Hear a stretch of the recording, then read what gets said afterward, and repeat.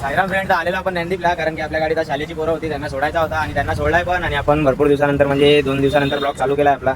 तर चला मग आपण नंदीपला होता, आता इकडनं जाऊ आपण वालीवला आणि बघू 1-2 पॅसेंजर भेटतात का. पोहोचलो फ्रेंड आपण वालीवला, आता बघू इकडनं आपल्याला 1-2 वसईपाटा भेटतात का.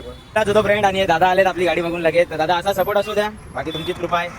तर वसईपाट्याचे तर कोण पॅसेंजर भेटले नाहीत आणि आपण गाडी फिरवली आणि टाकली सर लाईनीत. मग आता इकडनं आपण जाऊ वेस्टला, बाकी एक पण गाडी नव्हती, आता 2-2 गाड्या आल्यात वेस्टच्या. आता पोहोचलो फ्रेंड आणि स्टेशनला आलो तर बघा पूर्ण फुल जाम आहे. जाम असू द्या, सोडा आपण आपल्या गाडीला एक छोटासा हार लावला आणि चला मग आता इकडनं परत आपण वाली हायवेचे पॅसेंजर भरू. स्टेशनवरनं तर गाडी भरली फ्रेंड्स आपण आणि पोहोचलो वसईपाट्याला आणि गाडी आपण टाकली आज लाईनीत.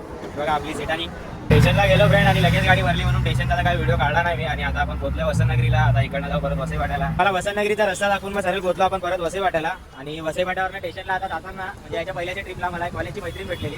तिला पण डाऊट होता की ती मला ओळखते की नाही, मला पण डाऊट होता, पण मी मेसेज केला तिला आणि शेवटी तीच निघाली. तर भेटून जरा बरा वाटला कॉलेजच्या फ्रेंडला. आणि कसं कॉलेज स्कूलचे पोरं भेटले की मग एक वेगळीच मजा असते बोलत बोलत जायला.